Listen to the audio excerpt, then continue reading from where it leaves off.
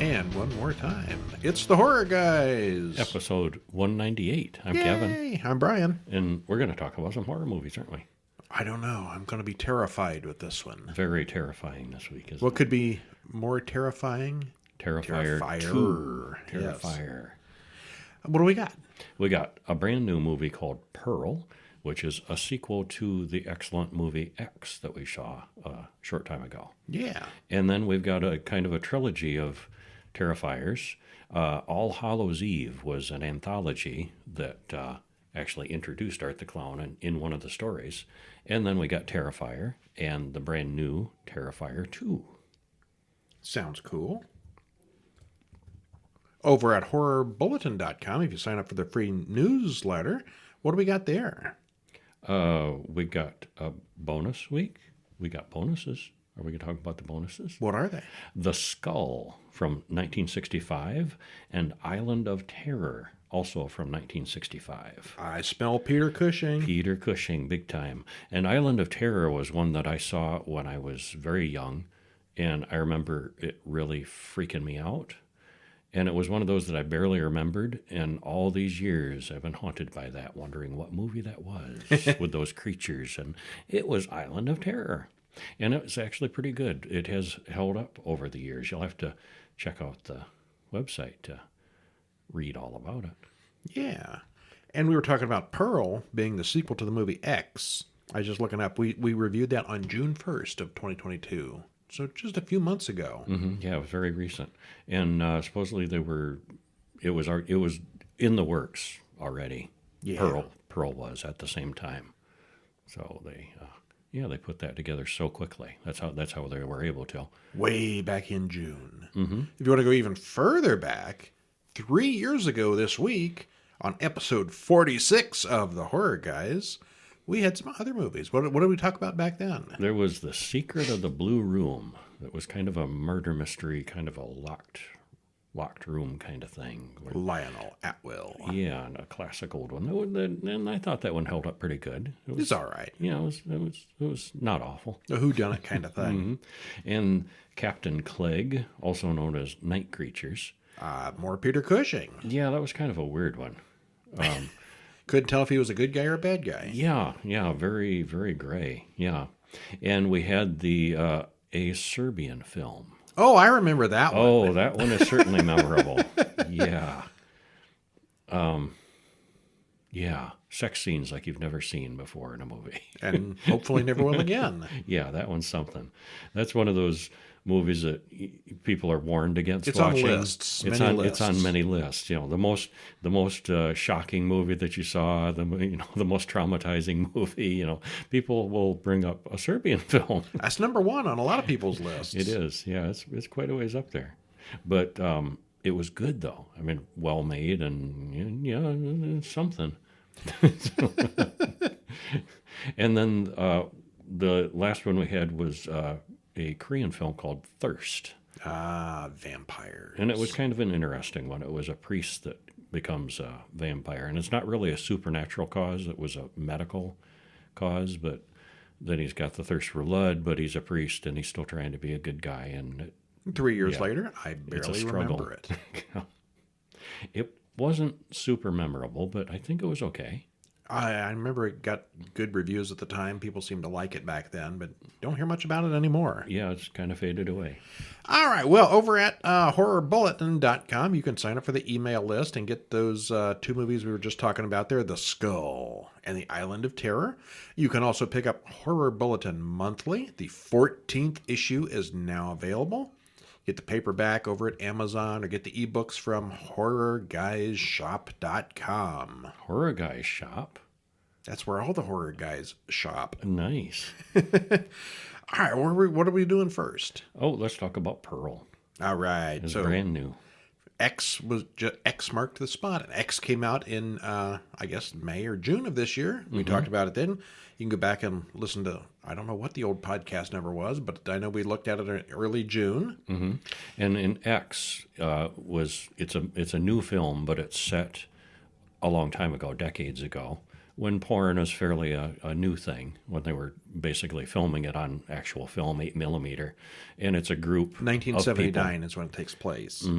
group of people that goes to this farm to shoot a porno.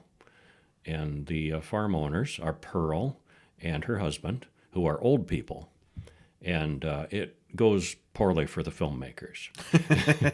Well, this is, and let me jump in right into the spoiler-free. This is a prequel to the excellent X that came out earlier this year, showing us how Pearl came to be the kind of person she was as an old woman in that film. Here, it's 1918, and a young woman is coming of age. She has hopes and dreams and a very vivid imagination, but she's not quite right, and her circumstances start twisting her up even worse. And it's got a slow start, but it really builds nicely to a horrifying climax. Yeah. And I should probably point out at this point, we don't have them yet, but we're going to have giveaways on this one. Mm-hmm. So if you'd like to get a copy of this, let me know at email@horrorguys.com, and we can get you I assume it's going to be a Redbox code, but we don't actually have them yet. But they're coming. Yep. Why don't you tell the nice people about it without spoiling it too badly? They all die. Well, I mean, we know how We know how it ends. We know how it ends. She survives and becomes an old woman. Yeah. Well, we start off in an idyllic farm location, and you can tell by the style of the credits that we're in a classic era. The credits look like Wizard of Oz. Mm-hmm. It's all very bright and happy and cheerful and la la la. And that's how her imagination goes. Yes. She dreams of being a big star and running away to Hollywood, and she's going to get discovered. And Well, we watch young Pearl dancing in front of her mirror until her grouchy mother comes in and complains about her wearing her dresses. Mother sends her outside to feed the farm animals. Pearl tells Charlie the cow that one day she'll leave this place and be famous. She talks to her cows like they're her audience, and then she kills the goose with a pitchfork. There's always a critic.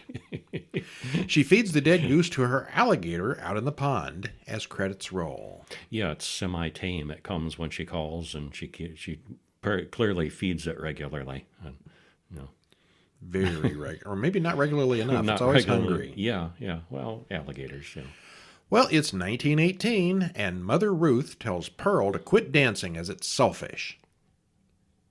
Okay. She's very strict. Yeah. Very, not religious so much, but German old school, and very uptight. Pearl's father is in a wheelchair and mostly unconscious. He can't talk or move at all. She has to feed her father. It's always Pearl has to do this. The mother doesn't mess with him very much. Well, I think she does too, but she makes sure Pearl has her share of the chores. Oh, yeah. Yeah. Well, Pearl has a letter from the trenches in France from her husband, Howard. Spanish influenza is rampant, and her mother warns her to wear a mask. And that's another element of X, too. The two old people in X are Pearl and Howard. Right? Yeah. Yeah. Yeah. We don't see Howard. Howard doesn't do much here. Yeah, He's not gone. much, but he's, from X that he's going to be around. Pearl goes to town to buy some liquid morphine for her father. You just get that at the drugstore. In the good old days, yeah. She goes to the movies to watch the news and drinks a big swig of the medicine. On the way out, she meets the projectionist. He gives her a frame from the film that she just saw, and she loses the frame in the wind and can't find it again. As she searches, she finds a creepy scarecrow in the cornfield. She cuts it down and dances with it. Then she kisses it with an awful lot of tongue for a scarecrow, and then it escalates. She does more with the scarecrow. Mm-hmm. Yeah, all right. Yeah.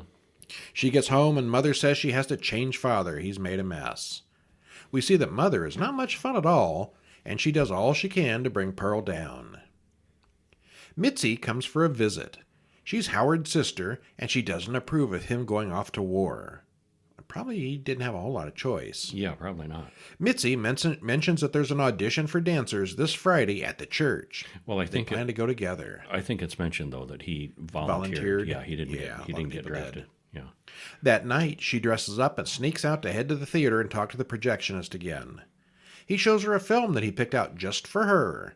He picked it up in France and says no one else has seen it.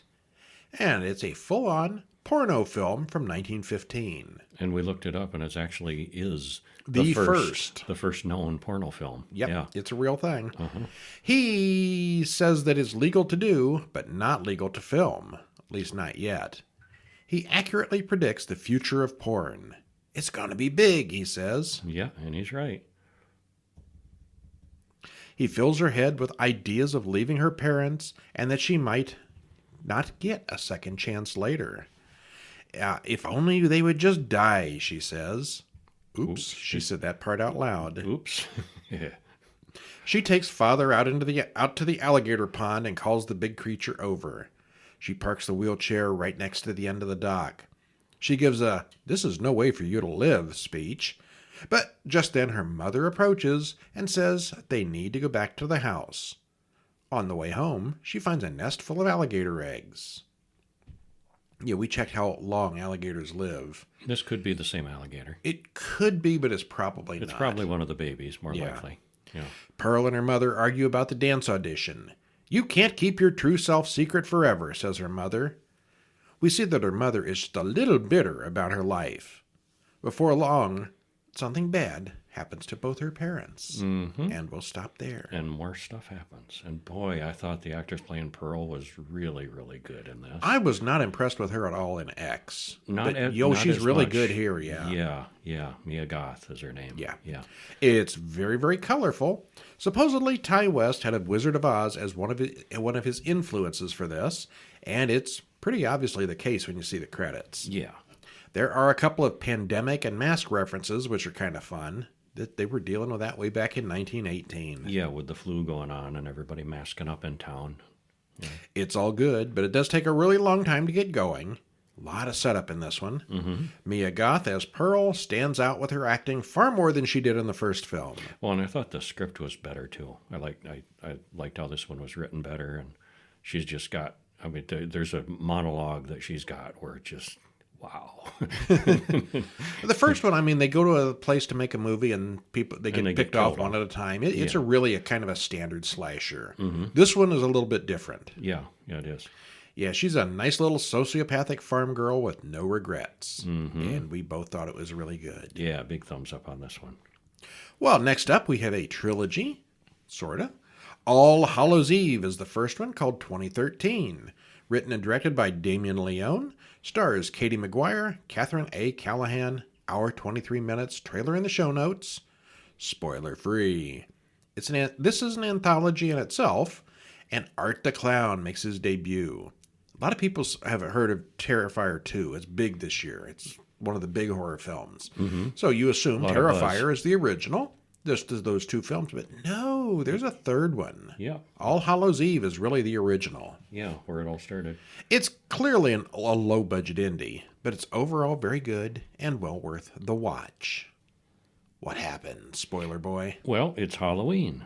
Tia and Timmy argue with Sarah the babysitter about bedtime and candy. The boy finds a videotape in his trick-or-treat bag. I never got a videotape in my trick-or-treat bag. I got toothbrushes. Yeah. Sometimes, yeah. Well, both kids want to watch the tape, and the tape has a weird clown and some scary location shots. And then the story starts. A woman sits alone in a train station on Halloween night, and she sees the clown from earlier, but he doesn't say anything. Art never says anything. He honks a horn, does some annoying mime stuff, and then he injects her with something, and she hallucinates some weird stuff before she passes out.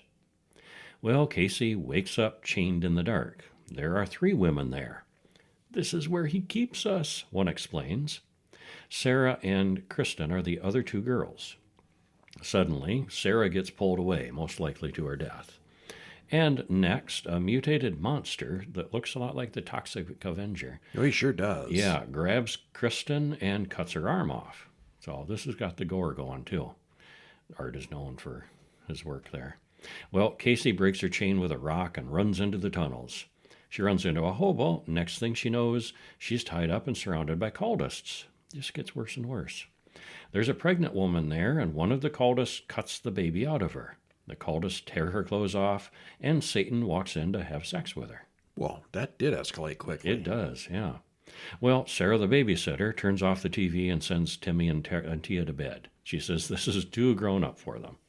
And yeah, it's not a kid's movie. Yeah. Sarah tells Tia that monsters don't exist. Tia says the clown could be real, like a serial killer. Later, Sarah puts the tape back in and watches more of it. And then we see the second story. Catherine is at home, unpacking boxes in her new house. Her husband John is an artist, and she's creeped out by his latest painting. It's an ugly face that John doesn't even remember painting. Later, the power goes out, her phone stops working, her car is dead too. She thinks something landed near the house.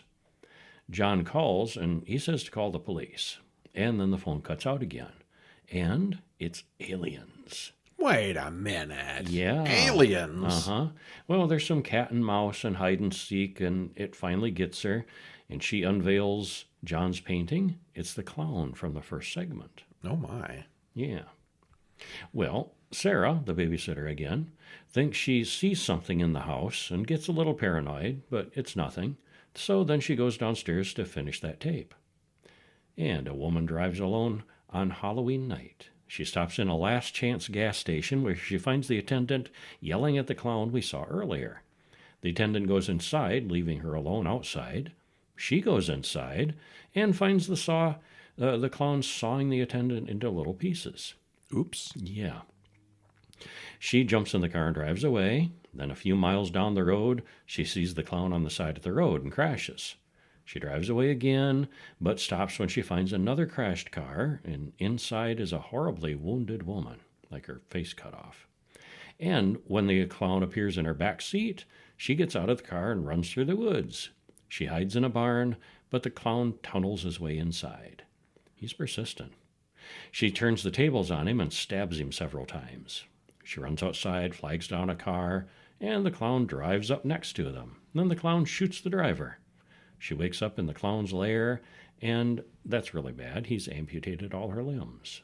Run away now. Mm-hmm. Sarah turns off the VCR, and then she gets a phone call from the woman in the previous segment of the video, phoning for help. The TV comes back on, and she sees the clown again. He walks over to the camera and looks right at Sarah and waves. Then she sees herself on TV with the clown sitting right behind her, but she breaks the videotape. So she's safe. But it's in the house. He's in the house. And that doesn't help the two dead kids upstairs. He's already been working. Mm-hmm. Well, Art the Clown would, of course, soon reappear in both the Terrifier from 2016 and Terrifier 2 from 2022 as his own thing, but here he's just a character in an anthology. The segment with the alien is pretty basic and simple. I didn't like that part. I thought the alien was dumb. But the other parts were really good, in a low-budget kind of way. Actually, the first and third segments were filmed years prior to the second tale and the wraparound story.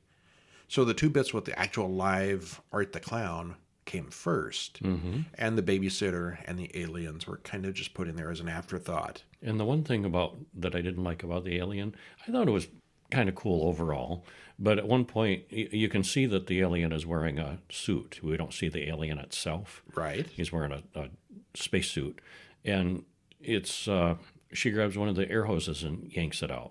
Well, it's probably not air that it's breathing, but whatever it's breathing, And he, she gets the upper hand and struggles, and he manages to get it plugged back in, but that suit he's wearing is kind of fragile, and there's lots of tubes and hoses, and I mean, just yank them all.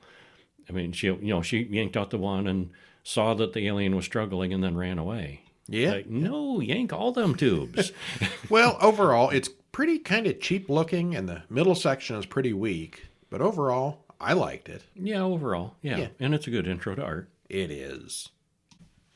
So, did we watch a short film this week? Airbnb, a brand new one from this year.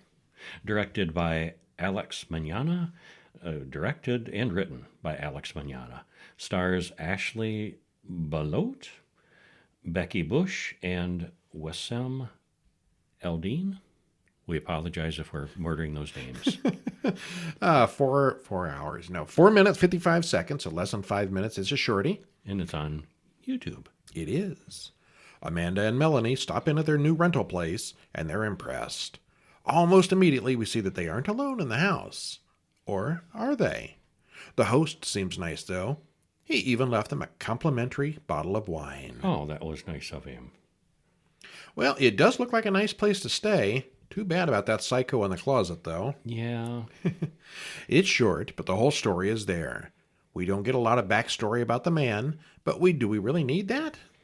The acting with the two girls is fine, the set looks good, and the situation is completely believable. It's definitely worth a quick watch.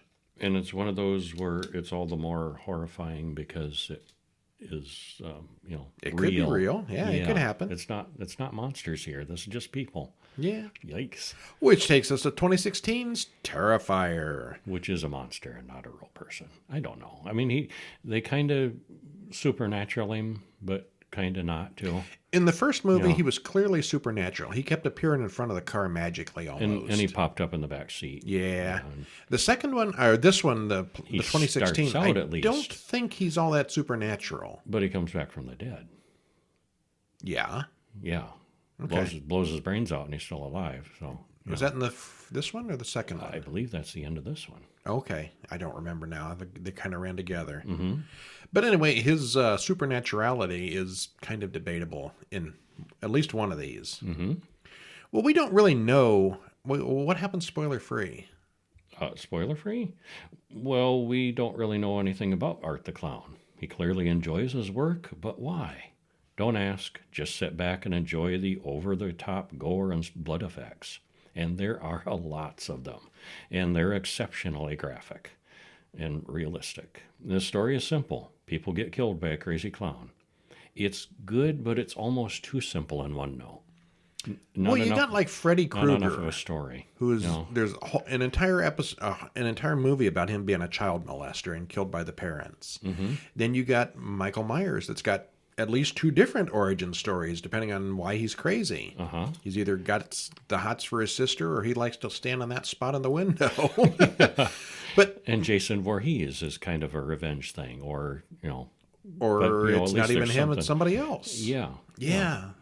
Yeah, these origin stories can get a little clunky sometimes. Art doesn't have one. But he doesn't have an origin story. Maybe the Terrifier 3 will be a prequel. Terrifier 3. Young Art. The beginning. We zoom in on an old TV where the mutilated woman from the previous film is the only survivor of that experience. And I'll tell you right now, this is confusing. It is, yeah. We talk about this woman and this show that she's being interviewed on 2 or 3 times during this, and I'm not quite sure if this happened a year ago. Is it happening as we speak? Or where does this fit into it? Yeah, was that previous Halloween and this is current Halloween? It's the woman that got her face cut off that she finds she runs up for help and she's sitting in the car and she's horribly, basically her face is missing. And maybe. Now she's here and yeah. Oh, well, anyway, that's a mystery. Although Art the Clown has been declared dead, we see him putting on his face, packing up his weapons, and getting ready for more action as the credits roll. Monica Brown is the interviewer from the show we just saw, and the mutilated woman kills her in the dressing room, and then she giggles. All right, well, Dawn and Tara walk home after a Halloween party as Art approaches. They go into a pizza restaurant, and Art follows them. Dawn insists on taking a selfie with the creepy clown. She is pushy. Mm-hmm. Well, he's on board with it, though. Art gives Tara a ring from a gumball machine. The girls find that they have a flat tire outside. Tara calls her sister Victoria to come and pick them up, but meanwhile, the guys in the pizza place clean up the mess that Art made in the restroom. At least until Art returns for them. Yeah, and All Hallows Eve, Art did something nasty in the restroom. He likes hanging out in restaurants. Apparently he's like painting the walls with poop or something. Yeah, I think that's what it sounds like. Yeah, that's what it looked like, yeah. He is an artist after all. He is an artist, yeah. Maybe he's a fartist. I don't know. Tara goes into the place to use the restroom while Dawn waits in the car. Dawn this is a different place. It's just kind of a random building. Yeah. Dawn hears on the radio about the people at the pizza place being massacred, but she doesn't get to tell anyone. Doesn't last that long. Nope. Tara gets lost in the building and meets a weird cat lady with a doll for a baby, and then runs into Art on the way out. She escapes into a garage and hides, but he catches her and cuts her leg. That always slows people down. Yeah, it does. Victoria hears about the pizzeria murders on the radio as she drives to pick up Tara and Dawn, and the radio describes Art perfectly. There have been witnesses. Art catches Tara and injects her with something. Well, she wakes up tied to a chair. Dawn is there too, tied up upside down. And he takes Tara and he hacksaws her in half vertically as Tara watches. Dawn. That was Dawn. Yeah, Dawn, yes. I thought that was probably the best kill of the movie. Certainly gross. Tara breaks loose and makes a run for it. She smacks him in the head with a board a few times, and then he simply shoots her when she has the upper hand. Yeah, Michael Myers never does that. No. Michael Myers, Freddy, Jason, those guys never use a gun. They never use a gun. Because they're not real. They're purists. Yeah. The crazy Catwoman arrives just in time to see Art finish off Tara also. When she goes back to her baby, she finds that Art has taken it.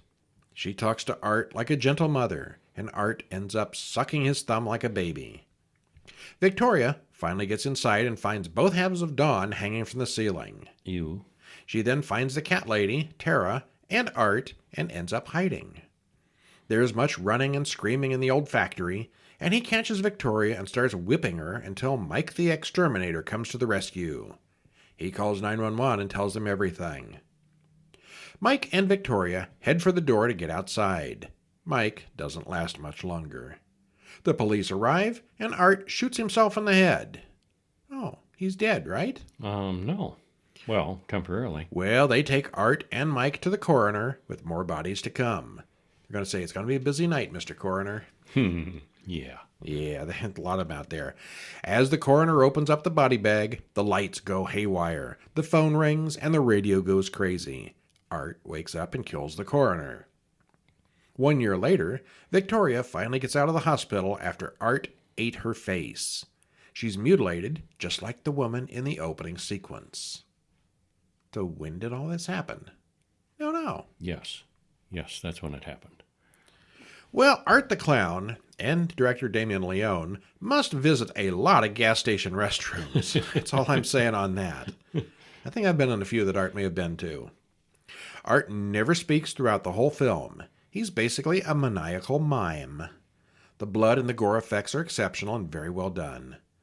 Art himself is interesting, but with no backstory or explanation at all, he's maybe a little too mysterious to the point of being maybe sort of kind of a little bit one-dimensional. Maybe. He uses guns, cars, and all manner of weapons, so he's no Michael or Jason, but he certainly has an iconic look and attitude. He is fun to watch. He enjoys his work. The movie itself is a fairly standard slasher film, but yeah, I think what makes this one good is Art himself. Mm-hmm. Yeah. And that was the end of that series, wasn't it? No, they made a new one this year. Terrifier 2 from 2022, written and directed by Damien Leone, stars David Howard Thornton. He's finally moved up to top billing. All right. Jenna Cannell and Lauren Lavera. 2 hours and 18 minutes. This is freaking long. Oh well. The gore is impressive in its quantity and uniqueness. Art is still just a clown having a good time doing what, clowns do. And sometimes he's funny doing it. Mm-hmm. This one doesn't have a whole lot of story to spoil. I thought this one did have more laughs. Yeah, I thought this one had more of a story than the others also. Yeah, I bet. I mean, the first two, he just killed people. This one, there is other characters and there's a story. Yeah. Well, it's all well made and well worth the watch if you're into that sort of thing. It's still got a sort of a low-budgety look, but it looks, I thought, a lot more... high budgety. High budget, yeah. In the old, but it's not, I guess. I guess it's still a cheap indie. But the effects are still top notch. Yeah, we're not going to spoil this one to death, but and it said, and this could just be publicity playing it up. People throwing up and people fainting watching it. And we didn't throw up or faint. No, but we are. We didn't die of fright. We either. are hardened to this sort of thing too. If you're a newbie at it, maybe this is your first. If you're 10. Well, some adults, they're just not exposed or, familiar with this sort of thing. If you leap right into it, it could be shocking. Yeah. Anyway, okay. we weren't. Yeah, we didn't faint or anything. The trigger warnings are greatly exaggerated. So without spoiling the whole thing, give us a start of what happens. We begin in a dark alley. Art the clown walks out of the fog. We see him killing the coroner at the end of the previous film. So it takes right off. He writes Art in blood on the mirror. And he takes out the coroner's eye and replaces the one he shot out in the previous film. He also takes the brain and some surgical supplies. Then he goes to the nearest laundromat and does his laundry naked. Well, not naked. He takes off the outer, all his, everything except the underwear, basically. Are you sure? I don't think he's naked, is he? I thought he was naked. That makes it a little more funny. Okay. Well, okay, mostly naked at least, yeah. Well, the other laundromat patron doesn't even look up. They're asleep. That was the funny part. He just sort of slept through the whole thing. Yeah. And there's a girl clown there that looks just like Art. And they mime at each other for a while.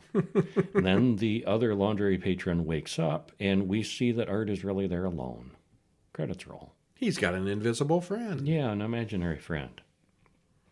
Well, we watch as Sienna gets her Halloween costume ready. She and her brother argue about the appropriateness of his choice. He says he's going as the Miles County clown who killed those 9 people last year. That would be Art. And there's a very funny line, not meant to be funny, where she says, "You wouldn't dress up like Jeffrey Dahmer, would you?"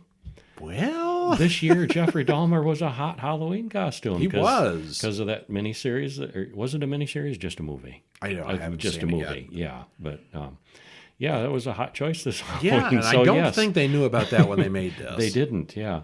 Well, Sienna mentions that Jonathan is looking up serial killers. He's a weird kid. Sienna is into costume design and cosplay. And she has a short little sword in her room that totally isn't obviously going to be used by someone later.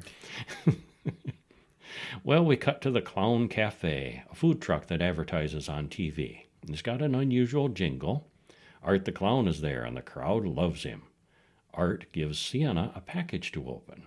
Inside is a beating heart. Then Art pulls out a machine gun and kills everybody. And he sets the singer on fire. Of course, this is all just Sienna's dream because she fell asleep watching the commercial. But when she wakes up, her art supplies are on fire.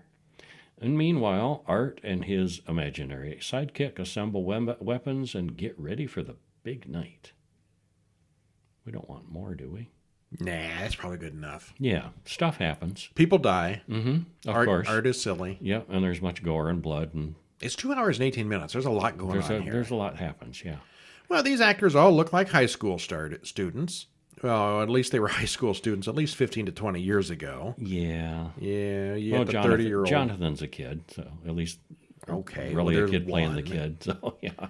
That sure was a well-lit abandoned carnival they went in at that one point. Yeah, they make a big point about it being abandoned. Nobody's been there for years, and it's really clean and well lit up. And electric, and the lights are on and clean, yeah. Yeah. Well, people in these Terrifier films all seem to live way longer than they should, considering the damage they take. They do. Beat them over the head 28 times with a board, and then they still get up and run away. Mm-hmm. The way the kid's father kept being brought up, I expected it to turn out that they were Art's children. Yeah, I was kind of expecting They were that. kind of foreshadowing that. Yeah. And then there was the missing girl, who was also mentioned several times. And, of course, we got the young clown girl, too. Mm-hmm. That doesn't go anywhere either. No. Well, what was up with the magic sword? There's magic and supernatural forces. Why did she have a magic sword? Because, magic. Yeah, a lot of things are never really properly explained here. Good magic counteracting the bad Art's bad magic. Yeah, but again, we get no lore or any of that kind of stuff. Yeah, we don't. The gore in this is really over the top, and there are a few things I've never seen done before, which is probably saying something. There are several laugh-out-loud moments, but not too many. Say what you want about Art, but he enjoys his work. He does. I think we both definitely liked it, although despite the ads and social media, neither of us died, vomited, or passed out. We did giggle maniacally a time or two, so yeah, that's a win. Mm-hmm. And overall, it's a good. If you're into this sort of movie, it's a good one. The insane amount of hype this gets online, it's not that good. This is not the greatest horror movie ever. I mean, it's good. I enjoyed it. I recommend it. But I'm not going to say it's in the best of the year. No. Probably not even in the top 5. No. But watchable and entertaining. Yeah, it's good. Yeah. All right, well, that is our show for this week. Tune in next week. We're going to have 4 more full-length movies and a short. course, you get the bonus movies over at the newsletter. And if you miss out on a show or something, you can still find them all at horrorguyspodcast.com. This is episode 196, and it goes all the way back to, how far does it go? Episode 1. It does. There's 196 episodes you could listen to. Dang. Listen to them all today. Just Would put you it, have to be like at 20 speed or something? just put it on continuous play, 24 hours a day. And pleasant dreams. But yeah, horrorguyspodcast.com. Every single episode is still there. Horrorguys.com, every single written review is still there. And Horror Bulletin are the reviews that aren't at the other place. And there's books for sale out there, too. HorrorGuysShop.com. All right, well, that's enough spamming for today, I suppose. We are our own sponsor. I'm Brian. And I'm Kevin. And we'll see you next week. See ya.